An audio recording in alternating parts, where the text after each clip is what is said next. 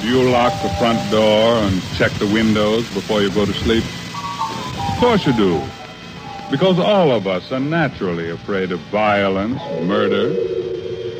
But imagine, if you can, a civilization wherein homicide has been eliminated by a mechanical device.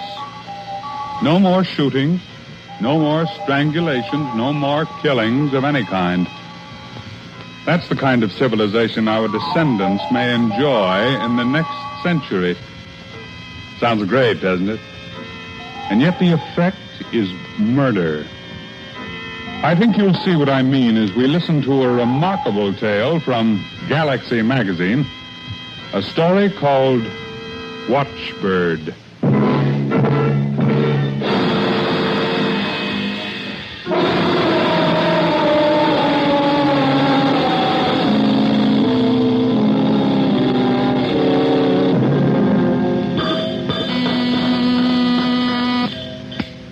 Gelson speaking. Gelson, this is John Monroe. Yes, Chief? It's happened, Fred. By George, it's finally come through. What, you mean you got the go-ahead from Washington? The green light, complete with trimmings. With consent of Congress, the President has ordered Watchbird divisions for every city and town in the country. He's given us top priority on strategic metals, manpower, and every kind of electronic equipment we'll need. Well, now, how does that sound to you? Oh, great, Chief. Just great. This is our chance, Gelson. A chance to strike a blow not just for Watchbird Incorporated, but for all humanity. Now, how soon can you get those assembly lines rolling? We're all tooled up and ready to go. The first Watchbirds, Model X2, should be coming off the assembly lines within a week. Good. Remember, Gelson, we're making history, so make the fur fly. If there's anything you need, don't hesitate to call on me. I'll do that, Chief. Goodbye. Hey, Mac, have you got a bottle of good whiskey stashed away in your desk? Well, it so happens I have, but what's the occasion? Washington just flashed us the okay, Mac. That crime-killing bird you designed will soon be in the air. It won't be long before the crime of murder is a thing of the past.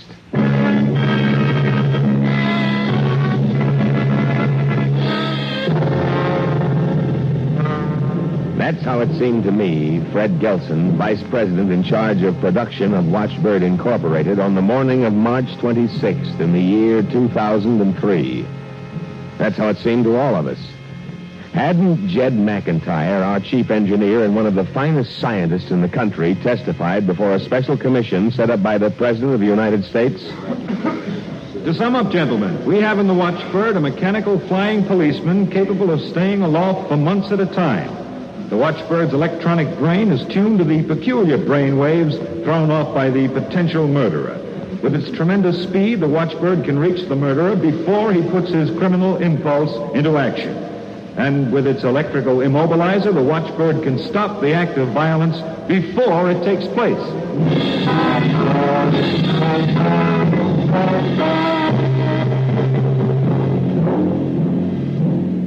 The commission had been impressed by McIntyre, and 1 month after we got our go-ahead, the Watchbirds were installed all over the country.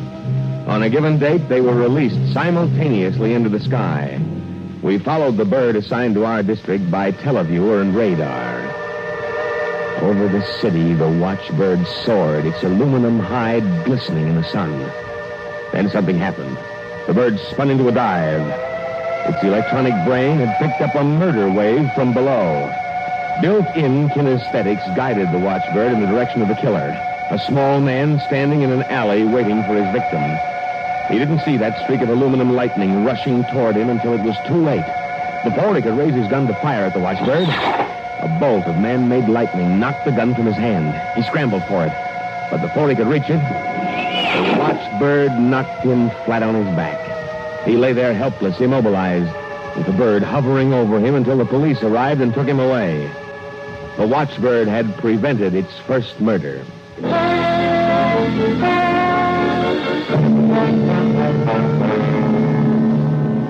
Headlines, of course, in all the newspapers. Photographs of the Watchbird in action.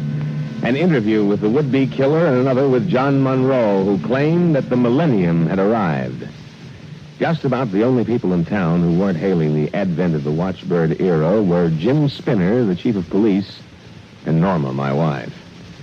Jim had come over to play chess that evening, but his mind wasn't on the game. Huh? Well, what did you say, Fred? Said it's your move.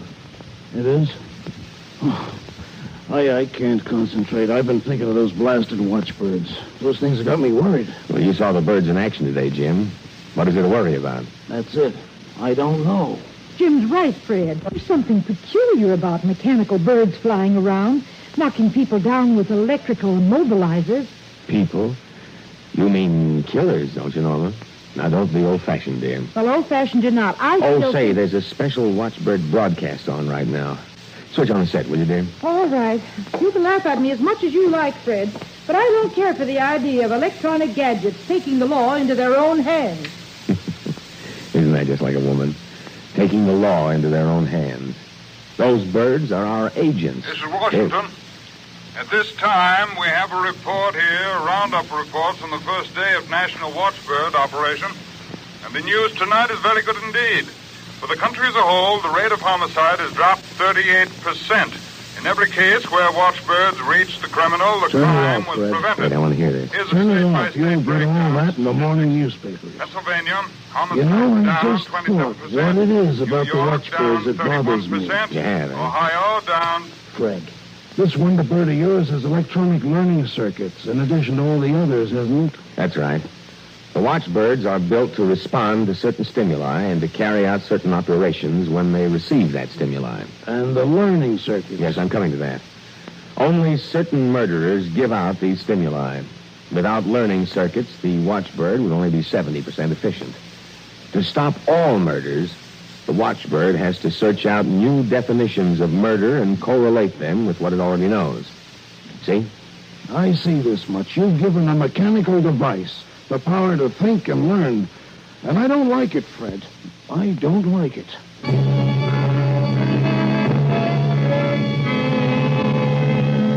Complaints like Jim's were few and far between in the early days. How could you complain with the homicide rate going down 50% and more? It began to seem as though the boss's prediction about the millennium might come true. But then a flaw appeared. Jim Spinner phoned and asked me to meet him at the city morgue. What's up, Jim? Plenty. I'll show you in a minute. You hear about that fellow Walker who tried to kill his wife this morning out in Sunnydale? Did I? The afternoon papers are full of it. Watchbird did a great job in that case, Jim. Stopped that man dead in his tracks. Dead is right. I want you to have a look at his body. Here we are. Well? Now look close, Fred. What do you suppose was the cause of death? How should I know? Heart attack caused by fright? No. The coroner tells me death was caused by electrocution. What? Walker was trying to strangle his wife when the watchbird appeared. But he wouldn't let go when the bird fired its first immobilizer charge at him, so the bird kept on shooting till he was dead. I see. You still think there's nothing to fear from this contraption of yours? Well, look, Jim, it's pretty clear how this happened. The watchbirds are constructed to protect the victim of violence at whatever cost to the murderer. That bird was only following orders. By taking the law into its own hands? By killing? Well, that's unfortunate.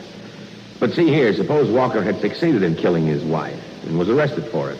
What would have happened to him? He would have been electrocuted at the state prison. Exactly, Jim, exactly.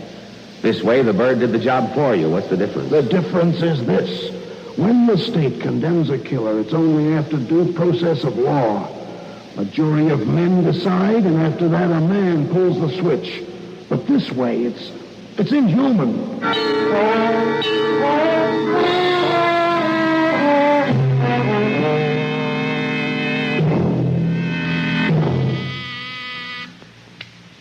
Yeltsin speaking. Fred, this is John Monroe. Come into my office, please. I'll be right there, Chief.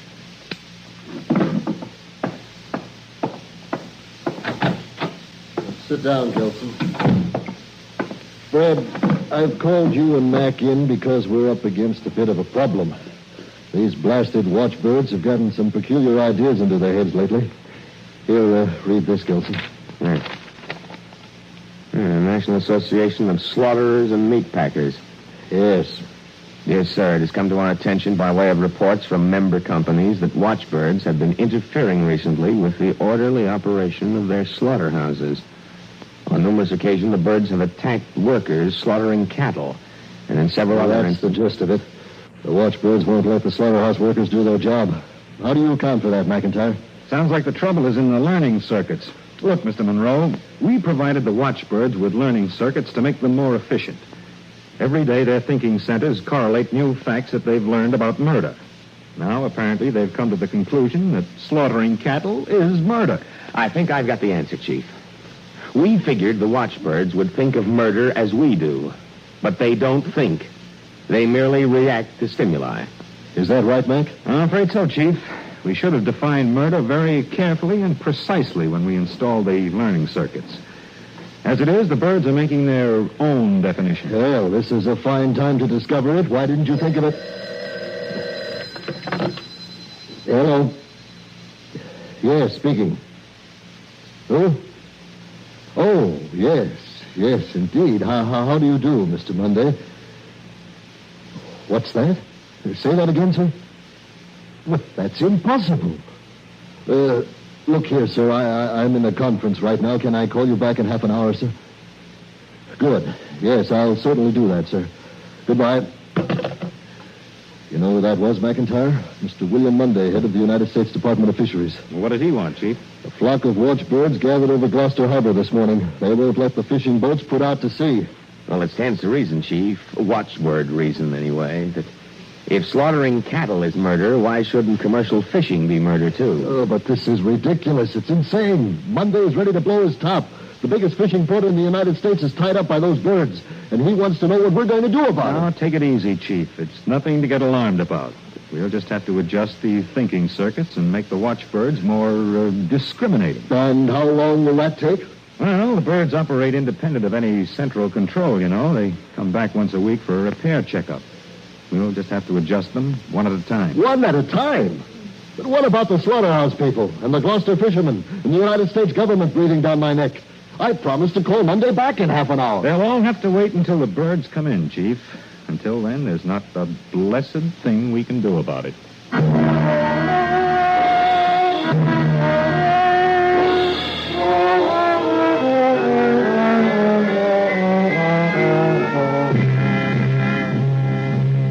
are the latest developments on the watchbird situation. For the third straight day, rampaging watchbirds have kept the United States in a state of confusion and panic. In New York City, a crucial operation was interrupted by a watchbird which refused to permit the physicians to continue surgery. At the Pennsylvania State Prison, the electrocution of a condemned convict was halted by a watchbird which immobilized the executioner. After meeting this afternoon with the President of the United States, Mr. John Monroe of Watchbird Incorporated stated that... Fred, I was listening to it. I can tell you what Monroe said. I wrote the statement for him. We're proceeding with countermeasures as fast as we can. As though that'll help much. But didn't you say McIntyre has worked out a limiting circuit? Yes, but even so, we won't be able to do anything until the first of the watchbirds comes in for their weekly checkup on Friday. Oh, and I think how smug and cocky I was a month ago. Well, I've learned my lesson. The world was better off before those blasted birds were invented. I'm afraid the whole country has learned a lesson. Fred, why don't you ask Mr. Monroe to ground the watchbirds permanently? I did, but he won't hear of it. He says a minor adjustment of the circuits and everything will be fine. Hold still, Fred. Why? There's a mouth on your shoulder. Oh, wait, I'll get a newspaper. Hold it, Norman. Don't touch that newspaper. I'll only be a second. Now, never mind. There's a watchbird outside the window. Oh, good heavens. Now, sit down, dear. Sit down and get all thoughts of killing that moth out of your mind, and maybe that darn bird will go away. Well, there it goes. Oh, Fred, thank heaven. Gotta be careful with those things around, Norma. Very careful. Hello? Fred, this is Jim Spinner. Hello, Jim. Well, go ahead and say it. You told me so, all right. That's not what I called about. Have you heard the latest? You mean that execution that was stopped at the Pennsylvania State Prison? No. This just came over the teletype here at police headquarters. A man named Olson tried to park his automobile a half an hour ago in the center of town. He was about to switch off the engine when a watchbird hit him. He tried again, and the watchbird hit him again. This time for keeps. Fred? Are you there? Yes, I'm here, Jim. What can I say?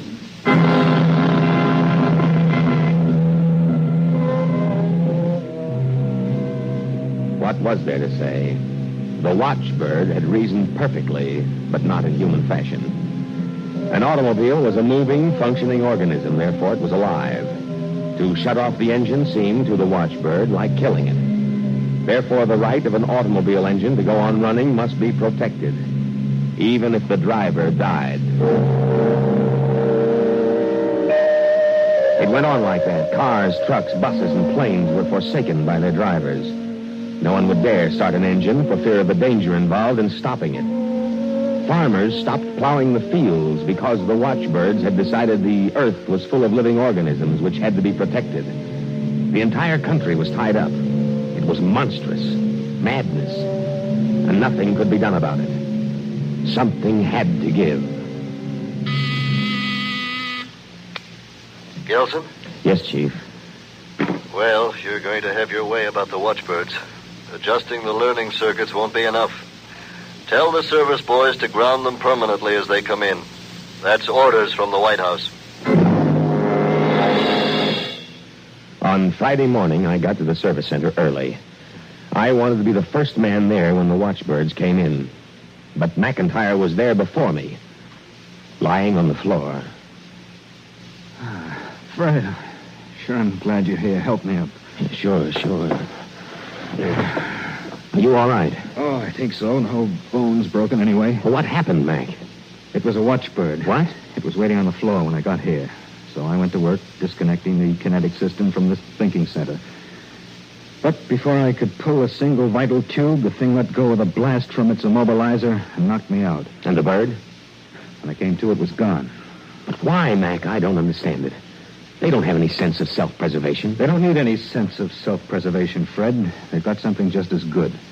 Didn't the watchbirds come to the conclusion that automobiles and so forth are living organisms, even though they are made of metal, because they run? That's right. That watchbird must have applied the same logic to itself. It could fly. It even had a kind of a thinking brain. Therefore, it must be a living organism, compelled to protect itself from murder. Well, what are we going to do? Nothing. I don't think any more watchbirds will come in for a checkup. That bird will warn all the others to stay away. We might as well go home. I'll hate to face my wife with this news. Your wife, eh? We've got to face the entire country.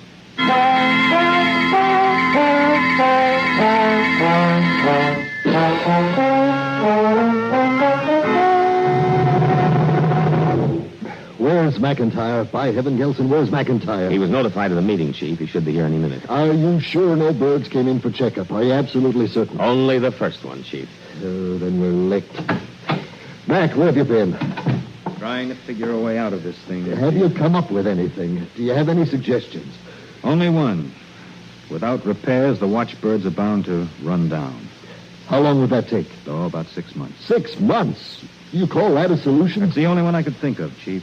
Don't you realize the country's at a standstill? In 6 months, we'll have starvation here. Uh-huh. Unless we can think of a way to bring them down sooner. Some way to bring... That's the idea, Mac. Couldn't you design a super watchbird that does everything the watchbirds do and does it better? And couldn't you fix its thinking center so that it would hunt down the watchbirds and destroy them? A hunter watchbird, eh? Yes, like a hawk. That's the idea. Chief, I think you've got something. Yes, sir, that sounds like a workable solution. Work on it, Mac. Put the entire research and development staff to work on it. You've got to come up with something fast.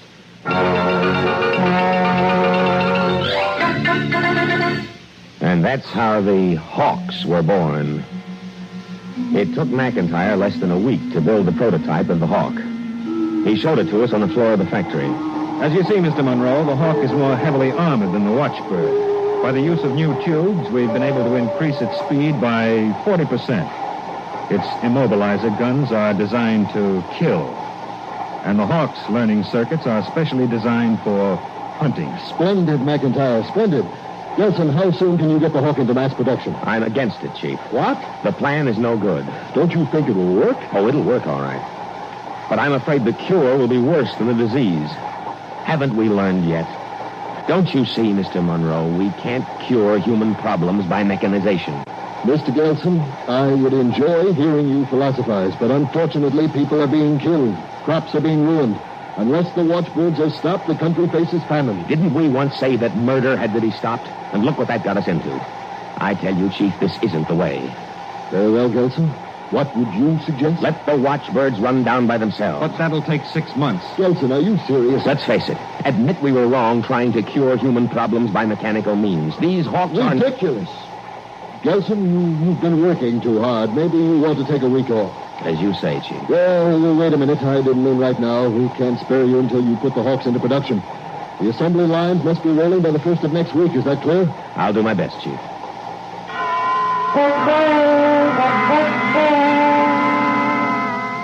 10 days later, the first batch of hawks were released. From the top of the tallest building in the city, I watched the first encounter between a hawk and a watchbird. The watchbird was soaring over the housetops, unaware of the hawk overhead. Suddenly, a power bolt from the hawk slammed into the watchbird's wing. The watchbird was hurt, but it fought back. It had time to fire one bolt at the hawk, a bolt that bounced harmlessly off the hawk's heavily insulated body. And then the hawk zeroed on the watchbird and hit it with the full force of its firepower.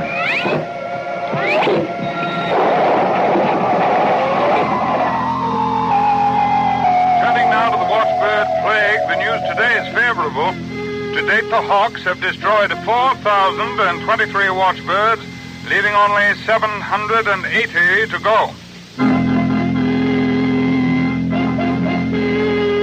Here is a special report just handed to me. Ladies and gentlemen, this is terrible. In Boston, Massachusetts, a hawk went berserk this evening, killing 47 people. The toll of death might have been far larger.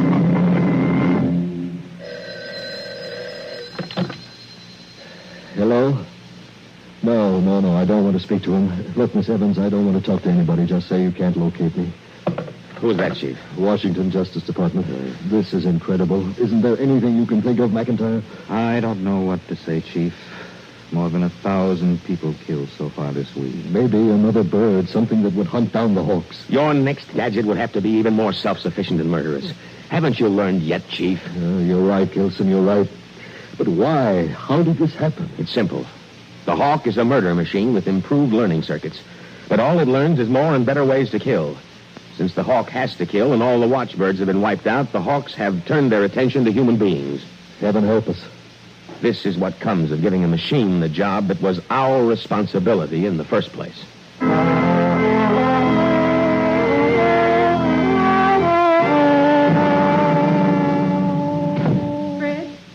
Fred, is that you? Yes, dear. Oh, dear, I'm so relieved that you got home safe. With those terrifying hawks up there in the sky. I know, dear. Anyone hurt in the neighborhood? Fred, Mrs. Matthews was almost killed. No. Yes, she just stepped out the front door when a hawk dived at her. She got back into the house and slammed the door just in the nick of time. No, she was lucky. Lucky? Oh, you bet she was. Fred, we aren't going to have much for dinner tonight. Oh, it doesn't matter. I'm not very hungry. I was afraid to go shopping. I'm afraid to leave the house. I don't blame you. Well, we can have Wait a minute, scrambled Norma. eggs and... Wait a minute. You've given me an idea. Hold everything. What sort of an idea? Fred, who are you phoning? McIntyre. Hello? Mac, this is Fred Gelson. Oh, hello, Fred. Glad to see you got home okay. Well, that's what I'm calling you about. Now, Mac, listen. Those hawks are constructed to kill. They've got to kill. Now, isn't that right? Right. Now, what would happen if they couldn't find anything to kill? No human beings, livestock, horses, anything like that. Well, they turn to killing each other, I guess. That's my idea, Mac. What's that? If the entire country were to stay at home behind locked doors and shuttered windows for a couple of days, we could get rid of this plague. The hawks would exterminate each other. Well, yes, I think they probably would. But getting 200 million people to stay at home, how could that be arranged? Easily, Mac. By presidential proclamation.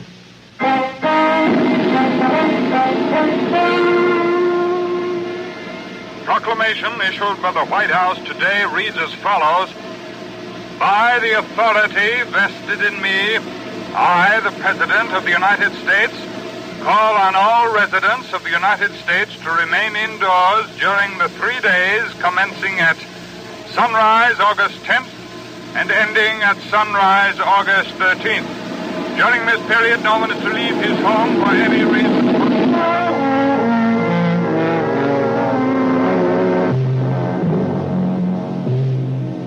On the night of August 9th, Monroe, McIntyre, and I slept at the factory.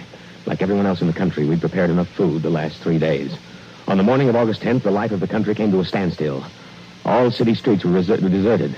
And in the countryside, all livestock was safe in the barns. We were at the teleset in Mr. Monroe's office, waiting to see what the Hawks would do when they discovered that their potential victims had disappeared. Monroe, Fred, look at the vid screen. What is it, Mac? By heaven, those Hawks are in a fight. I'll say they are. They're hitting each other with everything they've got. They can't last long at that rate, Mac. No, I don't think they can. Look, Fred, one of them must have been hitting a vital spot. Yes, there he goes. He's going down.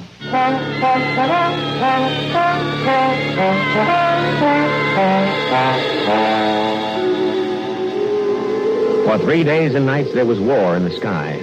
War without mercy as Hawks destroyed each other. The sky was full of man-made lightning as Hawks dueled and shot each other down. On the morning of the 4th day, when people emerged from their homes, the landscape was littered with aluminum shells and fire-blackened tubes and wires. But the skies were clear, not a hawk in sight. We had saved ourselves from ourselves.